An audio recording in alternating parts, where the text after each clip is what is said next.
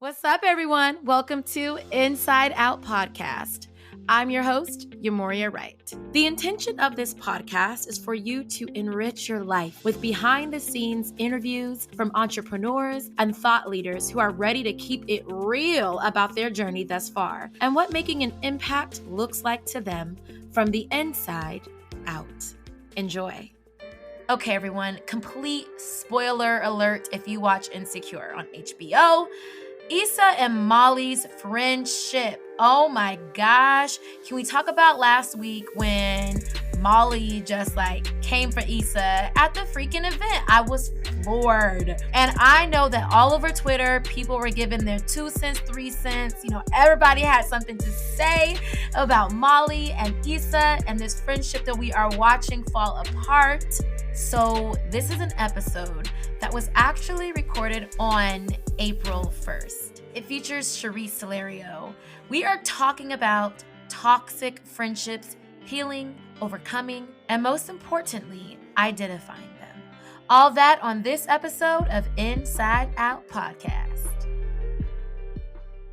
Hello, everyone. Thank you for tuning in to Inside Out Podcast. Welcome back. I'm your host, Yhá Mourhia Wright. Today, we have Sharee Silerio. Hello, Sharee. Hello, Yhá Mourhia. How are you?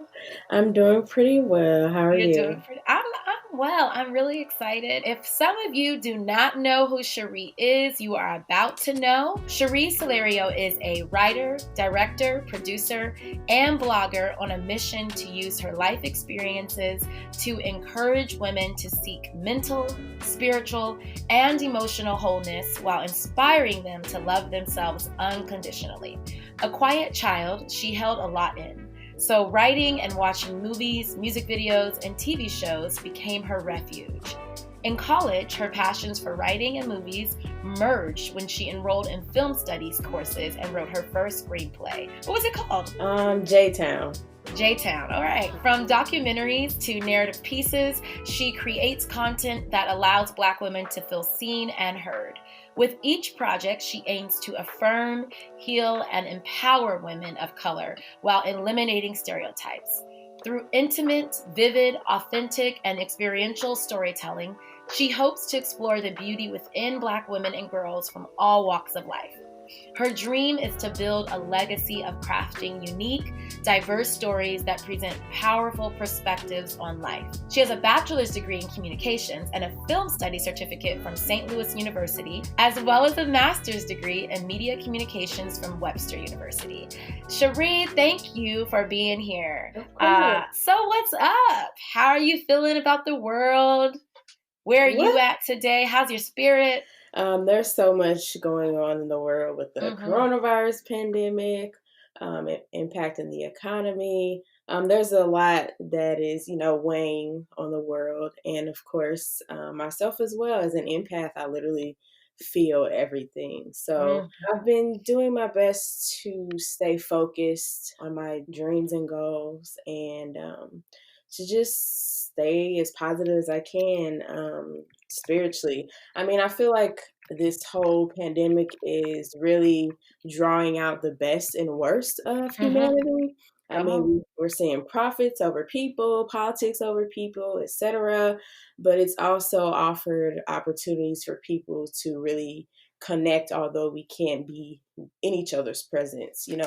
Videos of people, laughing, joking, dancing. We've seen the best of both worlds over the last several months. But honestly, for me, it's reiterated the power of being an introvert.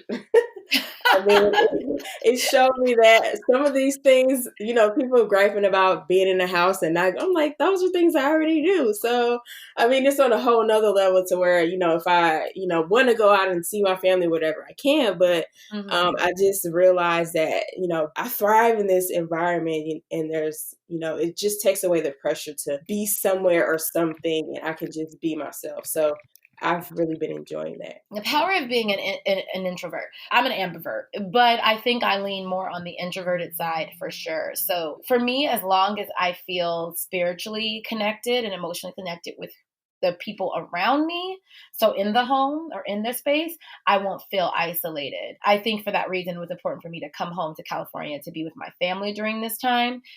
But being inside is, it doesn't, I'm like, okay, inside sounds about right. Right. I mean, this is my space, so I mean, You know? I understand it though, but I mean, I still have to get out and take my walks and things, and just Hmm. to be able to look at the sky and not have to look at these four walls, even though I have a Yes. window. But And also, I think that it's, perspective is so important. mhm, You talk about that. That's part of your mission and intention, and what you do is to provide perspective. And so I think that even in this, it's so important for us to continue to dive deep. I do believe that it is an absolutely painful experience at face value, mhm, and in many different ways. It depends on socioeconomic background and capacity, and all of these things impact how this experience is for people. But I just hope that for our listeners, whether we are still in the midst of this crisis when you're listening, or whether we are coming out on the other side, that people do not forget the importance of being still, and the importance of knowing thyself. And knowing thyself can be a very painful process, but beautiful when you begin to grow thyself. amen. All butterflies, butterflies, butterflies. Mhm, Caterpillars turning into butterflies. yep. You were talking to me, just was that Monday, right? You were talking about recovering from the trauma of toxic friendships. Take us through your journey of friendships. You said that you grew up as a quiet child. So I'm assuming friendships, when you did find them, held a lot of power. Yeah, so I grew up in a neighborhood in school where the majority of people, meaning probably 95 to 98% of the people, did not look like me.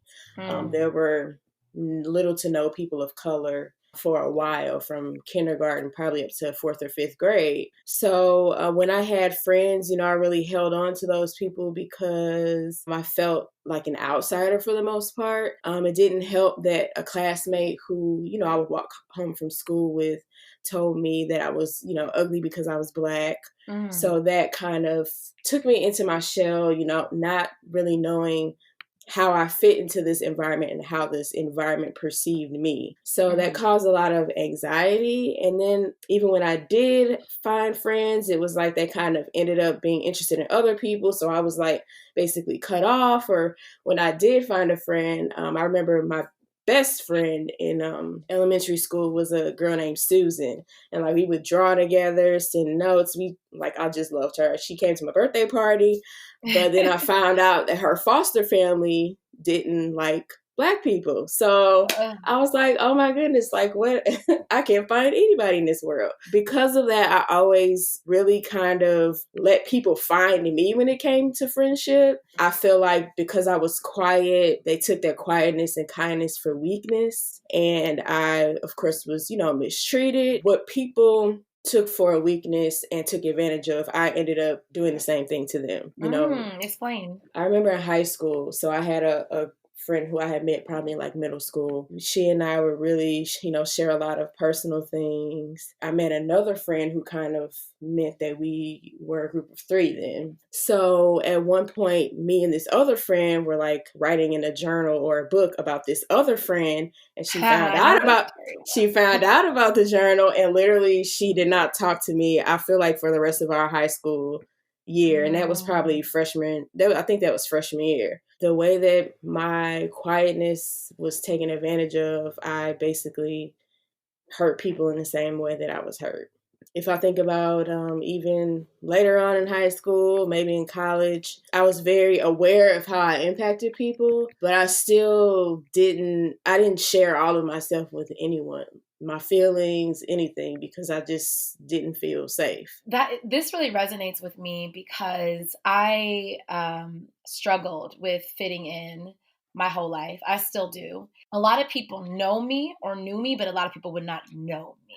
I remember when I transferred elementary schools, which would have been in fourth grade, when I moved from one side of San Jose to the next, I had trouble fitting in. I remember it was a group of Black girls, well, two, and they're like, if you want to hang out with us, you have to curse.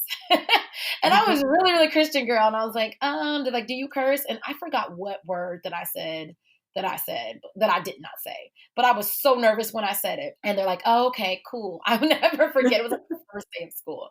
I struggled ping ponging from group, and I was an empath. I wanted to be friends with everyone. I cared about everyone, but because I cared about everyone and what they thought, then adding to that people pleaser, I also fell kind of prey to just doing and saying whatever. And you end up realizing you're becoming a gossip. You're exactly. like, Yes. I'm not being anyone's friend because I'm trying to be everyone's friend.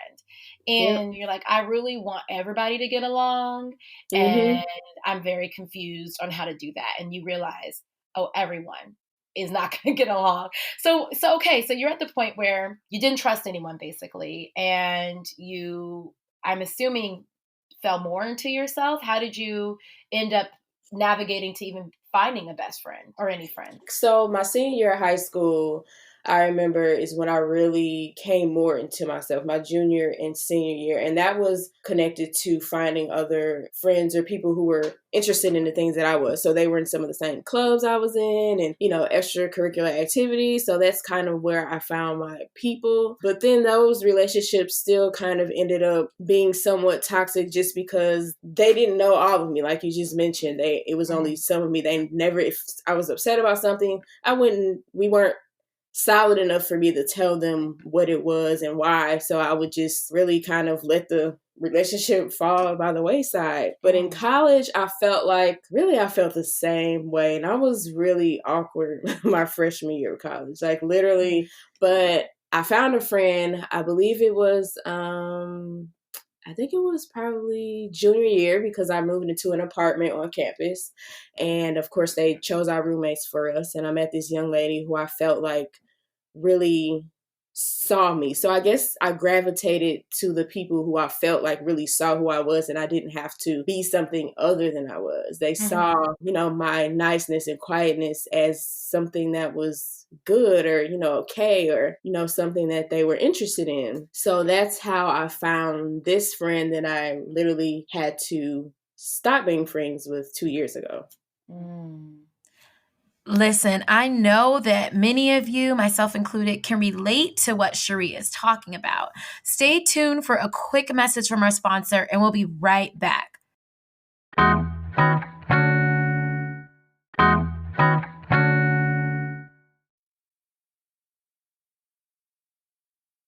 We are back, but I want to make sure that you all leave comments, subscribe. Let us know what you're thinking. I mean, this is a really hot topic right now, and I hope that Sharee, being vulnerable enough to share her story, will really let you all reflect on your friendships, who you have around.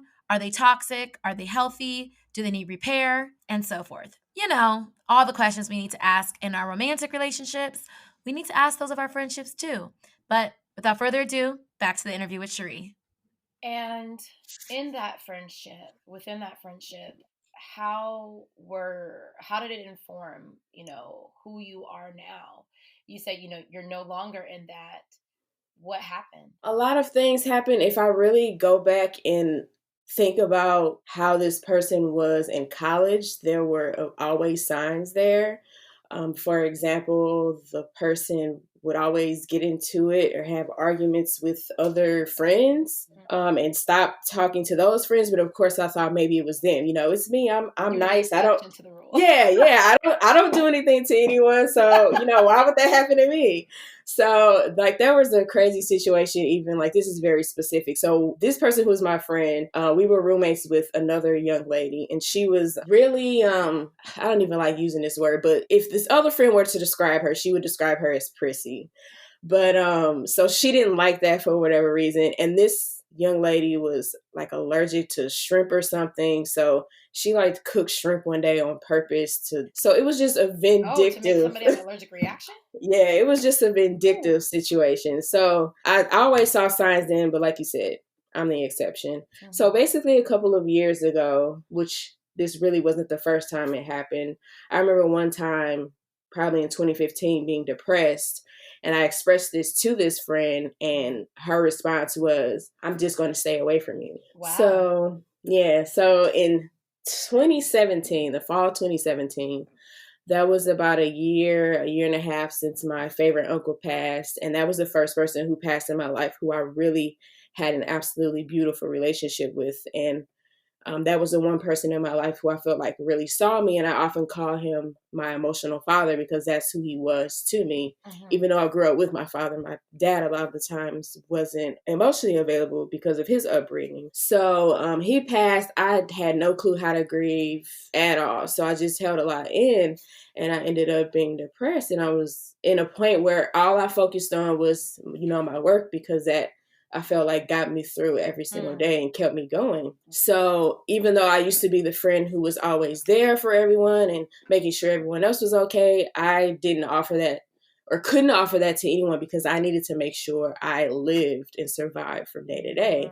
This friend was going through her first pregnancy, and she felt like I wasn't there for her. She did a lot of things, such as I was supposed to plan her baby shower.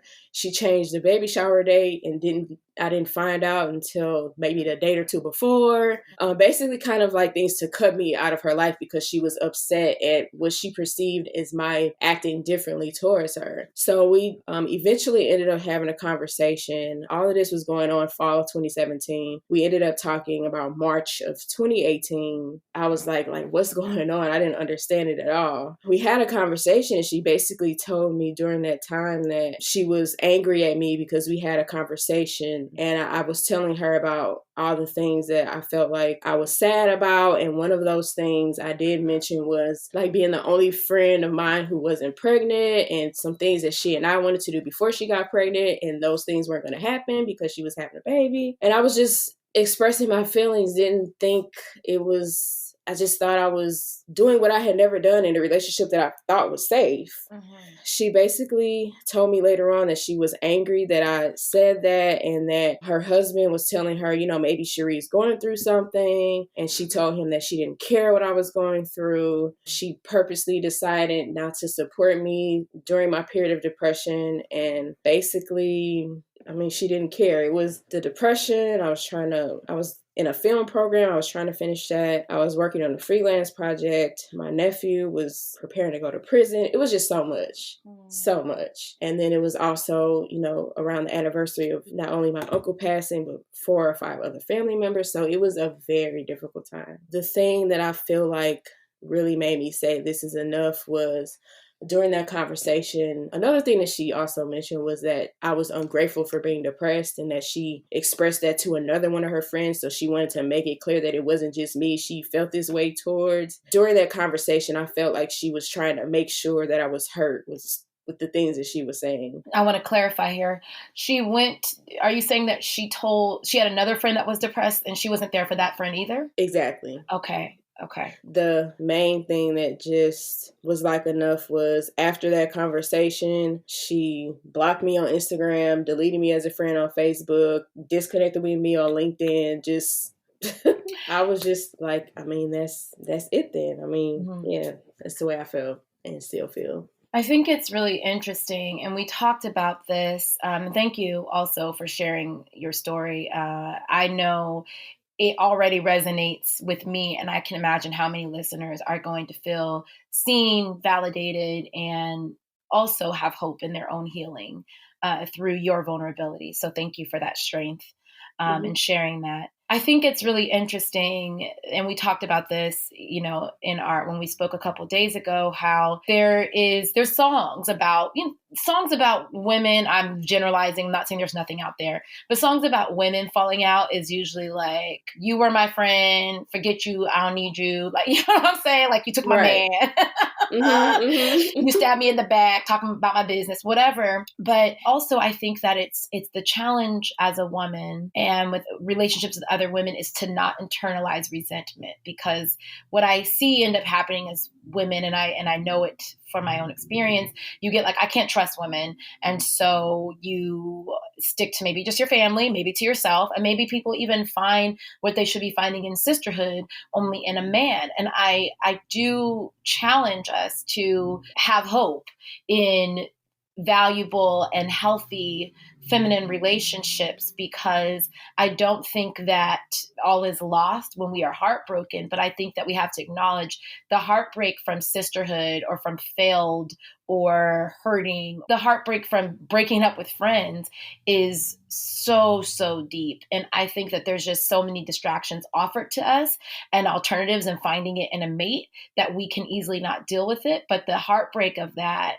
it runs deep. How have you spent the past 2 years recovering from that? I mean, so you still have not spoken in 2 years? No, we haven't spoken since March 20th of 2018. Oh, we're really at 2 years. Okay. So it's been exactly 2 years, and it's taken a long time. Like, I feel like I'm finally at a point where I can actually talk about it and not cry, and I can really, go back and understand what happened and why it happened. For a while, I blamed myself, which is the way I've always taken conflict in relationships. As a like we mentioned earlier, I never want to hurt anyone. I never want to make anyone feel the way that I've often felt in friendships or just dealing with other people. So I went through this struggle of feeling like everything was my fault, but then I realized that there was things on both sides that we could have done better. There was a point where I wanted to, reach out to her and talk about it some more, but I was thinking I already did that and I found out what the truth was. So what is the point of that besides wanting to assuage that hurt and fill that void that relationship or disconnecting that relationship is leaving you, instead of really finding the love and everything within to feel that with and make me whole again. There was also a period, like you said, where during this time that she and I were going through, I ended up connecting with other women interested in writing like I am, interested in film. She wasn't really interested in those things. These women were around me trying to, connect with me and be friends. And I was like, literally, like, no, I'm going through this with her. I don't want to have to do that again. Like, what if this turns out the same way? So I feel like over the last few months, I finally had a point where I'm like, okay, this is the love from other women that God has placed in my life. And I just need to realize it and accept it and understand that I finally have people who reflect the best within me. And cultivating those relationships is literally cultivating who I am and my soul and my heart. And that's what I've always wanted and needed. And I finally have it. So the best thing to do is not self-sabotage, which is the easiest thing to do because it's so comfortable to do what you've always done. And moving on is hard. I mean, I feel like I thought my uncle passing away was difficult. This was probably just as difficult. They say, it's grieving. It's grieving. Yeah, it's definitely the same process. A lot of times I wonder if we need to have another conversation so that, I don't know if she has closure or anything, but even though we haven't had another conversation, I honestly feel like I have closure and that was the best decision that I made. I'm not a person for coincidences. So literally a year to the last day we spoke, which was March 20th, 2019. I had an amazing opportunity to interview and speak to people or actors who were in a film and write a story about it. And I felt like that was God telling me, I needed you to let this go so that I could bring this and more into your life. I think that we often, and I can speak to this in my own life, I've known that I've kind of overstayed and you want to hang on, especially as empaths, especially people who value human relationships and connection, because you don't get them a lot. Right. So it's not often that you feel like someone sees you. But I think that the challenge is when we begin to evolve, and if that relationship is not evolving with, then what do we do? Mm-hmm. And that is really challenging, because I think that the love in your friendship will always be there. Especially if you're not somebody who defaults to like, I hate you. If you're not somebody who harbors that kind of poison, then there's always going to be a love and a hope for the person, or you find in the healing process, you find that ability. But that is certainly such a challenge, but so beautiful that you were able to actually say, oh, but look at this a year later. What 365 days later, I've had many of those in my life. Just in the last year, like I've had so many of like, exactly a year from today, I did this, and Yeah. it's amazing to watch those and to look out for those. What steps have you taken to heal? Now, you said, you're not reaching out, but like, how did you overcome that? Because you were already, in the midst of depression when the friendship fell apart. How have you really laid out the foundation to recover from that heartbreak, but also make sure that it didn't put you in further depression? Mm-hmm. So the first thing was just disconnecting, period. So that meant, I'll be honest, for a while, I would, even though I was unfriended on Facebook, I would go to the page and see what's going on and see what she was saying and see if she was saying something about me and about what happened. And there would be, things that I kind of knew or wondered if she was talking about our situation. But I finally got to the point where if I'm going to heal, then the first thing I need to start with is figuring out what my goal is. And my goal is to forgive. That's my first thing. Forgiving for me just means letting go of the pain that was inflicted, not trying to rationalize things, because sometimes, or most times, people hurt other people because they're hurting themselves. It doesn't excuse it, because I feel like for the most part, I take responsibility for the hurt that I caused, especially if I'm aware of it. Mm-hmm. But I wanted to forgive because I didn't intentionally or unintentionally want to hurt anyone else because of what I experienced with her. So my first thing was the decision that I'm going to forgive her. That it's going to be a process. It's not going to be a one-time thing. It may be 5 times a day. I have to tell, if I think about something or something happens that reminds me of what happened, I have to say, I'm going to forgive. I'm going to let it go. And the thing that I feel like really helped me to process that was writing what I was feeling, writing what I remembered from our last conversation, why those things are not something that I want to continue to have in my life. What I want and desire going forward in friendships, just having the clarity to know that the people who do come in my life, discern, is this a relationship I should cultivate? Is this relationship on an associate basis, or etc. For a while, though, I wasn't ready to do that. So I just had to admit to myself, you're not ready, because you still have this hesitancy and this perspective that it's going to end up the same way. So you don't hurt these people or make them feel unworthy, or that you don't want to be their friend or whatever. You need to just, chill and focus on yourself. I feel like that's really what my journey has been. But outside of all that, it's just allowing God's love to fill those spaces that hurt. Not trying to, fill it with another superficial relationship. Like you mentioned, my husband, that's not something he can fill. I love him and he's my best friend, but it's different than a relationship with a woman friend. Just allowing God to love me, and then me loving myself. Remembering who I am, and that the way other people treat me doesn't determine my worth or my value. That's a word. Yeah. No, continue. Or who were you saying? It doesn't determine who I am or who I have to become.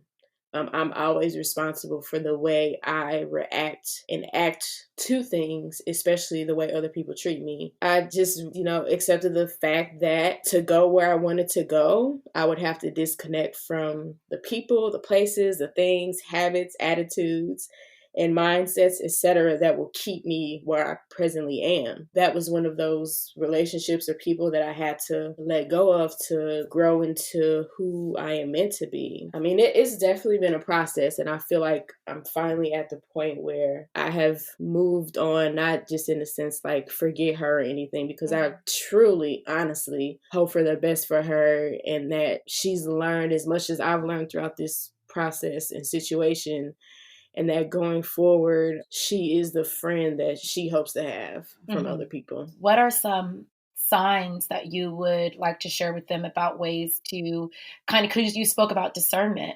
So how can people, in your opinion and from your experience, assess what a healthy friendship looks like? Or really begin to observe? Yeah, so some of the things that I noticed that indicated that our relationship wasn't healthy was really some of the same things that I probably experienced like in middle school, high school. Basically not, even though it seems like I was accepted as I am, like if someone makes little snide comments or looks at you in a certain way when they don't know that you're looking and seeing how they're looking at you. I've been there. Oh God. And it right. you're like, oh my. Exactly. You're like, oh my goodness. Because you can feel the energy. And I've been in there and been like, I'm going to choose, which is not a good choice. I'm not telling our listeners to do this, but I've been like, I'm going to choose to pretend I did not just see the envy or the side eye in this person. Yep. I'm going to pretend I didn't just see behind their eyes how they really feel about me. Okay.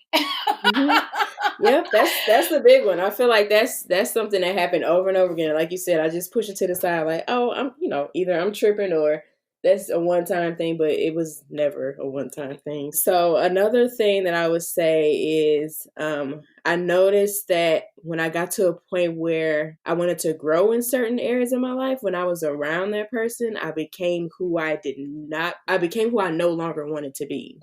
So whether that was gossiping or being negative or whatever it was, I had to pay more attention to what was that person drawing out of me. So it's something that you don't want to be, then that's definitely something that you should investigate more. One of the biggest things was just an imbalance in a relationship, in care and support. So I would always be there anytime I could, whether it was a phone call, sending flowers when different things were going on. But when it came to me needing assistance, it was kind of like I was on my own.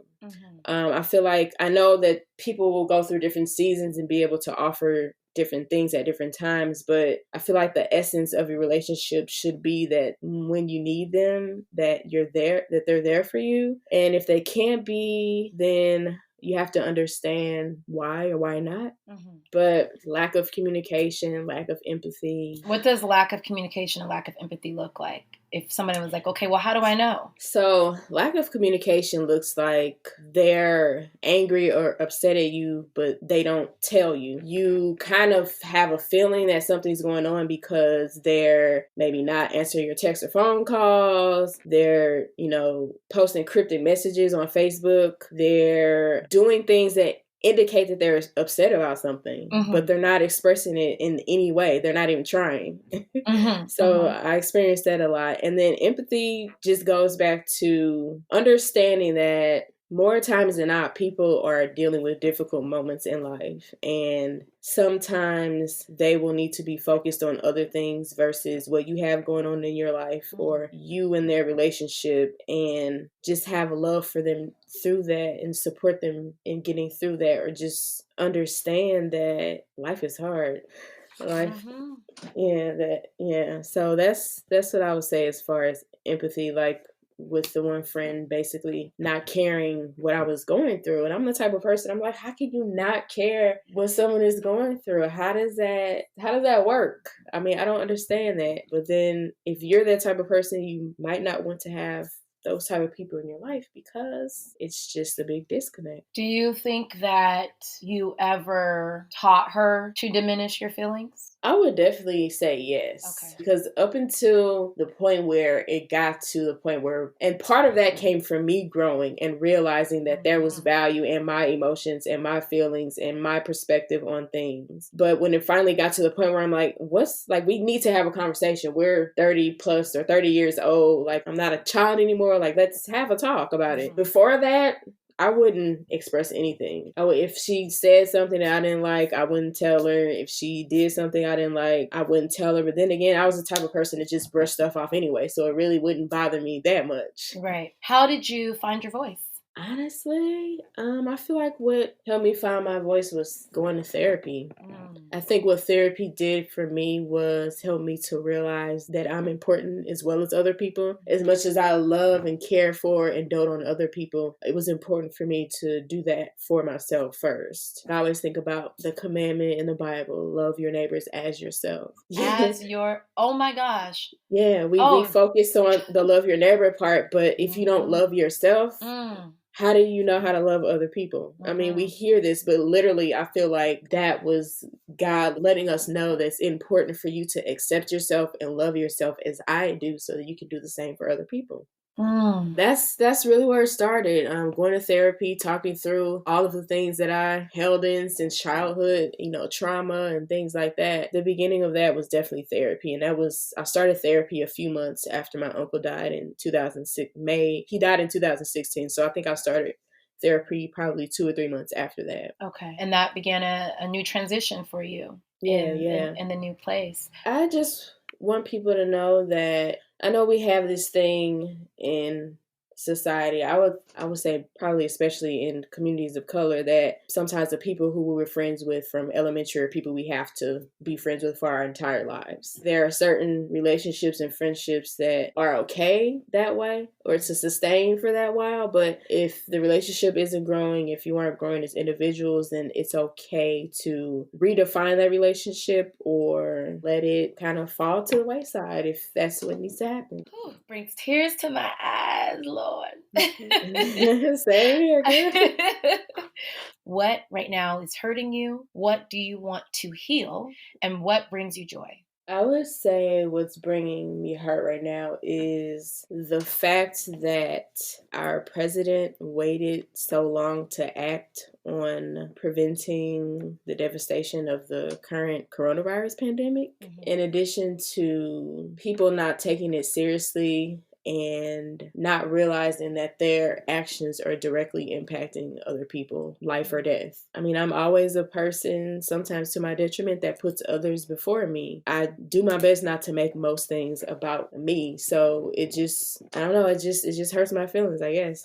What I want to heal, as far as myself, I'm still working on deconstructing all of the negative experience and words that people have said to me that I took on as my identity. Whew, that hits. Yep. So I'm working on healing and realizing who I am as far as who God created me to be. And His love being my foundation and me being unapologetic in who He made me to be, no matter what anyone else has to say, feel, or think about it. So that's where I am, healing those wounds and those or voids or whatever. I would say the thing that brings me joy is realizing that love is always here. And when I say love, I mean, I define God as love. I see love in everything around me, whether it's a blue sky and the sun is out, a starry night, a beautiful sunset, just understanding that love is always here and that it's always available for me to tap into, for me to draw from. That's really what brings me joy.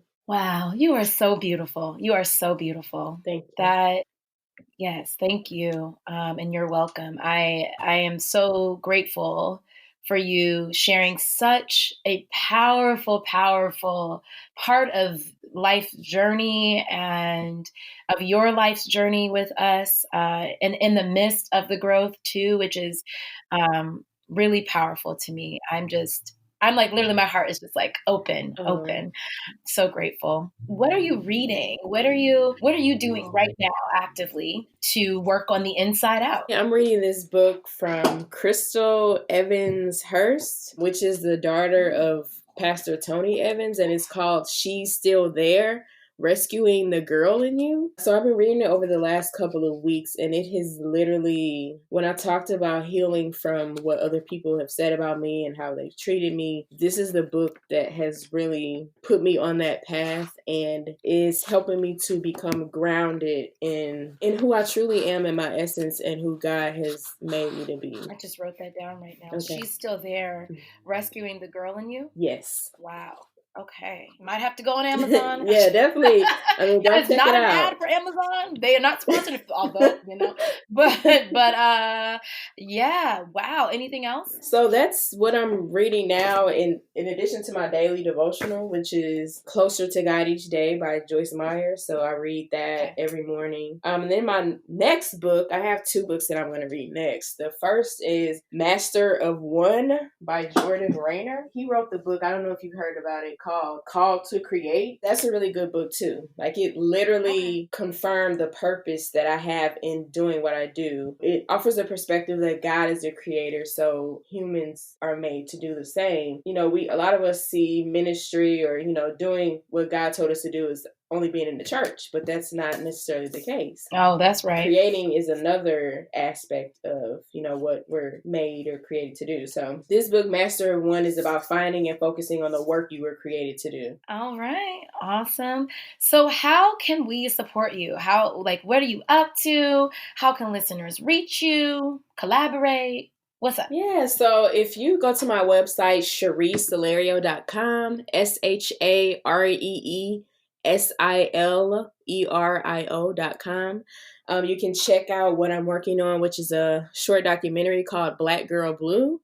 And that is focused on Black women and mental health, specifically the myth of the strong Black woman. So we're talking about history of mental health, what it's like dealing with different mental health conditions from anxiety, PTSD, and so on, and how the strong Black woman stereotype exacerbates the condition or impacts willingness to receive help, the way our communities perceive us, stigma. So we're going through all of that within documentary.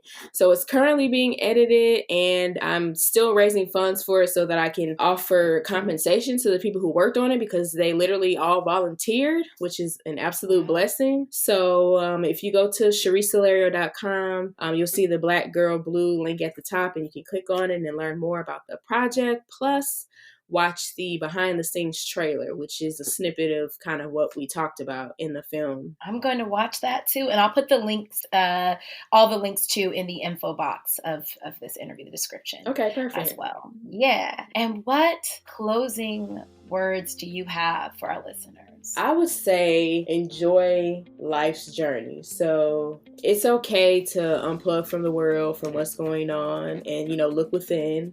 I feel like this is the perfect time to do it. The world is, essentially on quote unquote pause, for lack of a better word. So it's important to reevaluate what's most important to you, who you are, who you hope to become, what you want to do, who you want to impact, if that is part of your plan or vision for your life. What's your foundation? A question that I learned to ask myself when I went to a retreat for activists a few years ago was, what do you want? What do you want? Not what are you supposed to do, what you should be doing, and then allow your heart and soul to provide answers, and then, follow that guidance. But what I'm learning most is to enjoy the journey. I feel like a lot of the reason I have so much anxiety and depression was focusing on, my goals. Like, if I wasn't doing this or doing that, then what I was doing wasn't worth it, or wasn't important, or wasn't valuable, and I was essentially failing. But the process of getting to where you want to go is really the reward, because there are so many obstacles and challenges to get to where you want to go that if you don't acknowledge them and appreciate them, then you kind of dismiss how it contributed to where you are or where you're going. So, and pay attention to the joy that exists in your journey. Enjoying the journey has been something that I've really been focusing on, and I've been paying attention to the joy in my journey.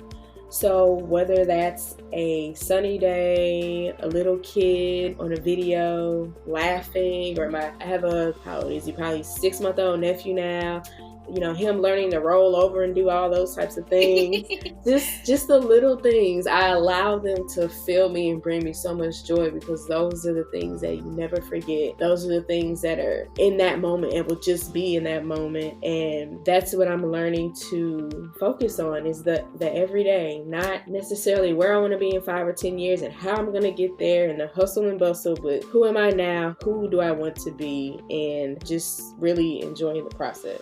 Yes. It really, I know I keep being like, but it's such relief, because I know I need to hear that. And I know that if I need to hear it, I know that there's others that need to hear it, because I believe that we are also connected. And if there's anything that this pandemic is showing us, is that we are collective. So just as much as, and I firmly believe that our experiences, good and bad, and I want to specifically not bad, the trials, the tribulations, if for nothing else, they are there so that we can pour into others and bring them up.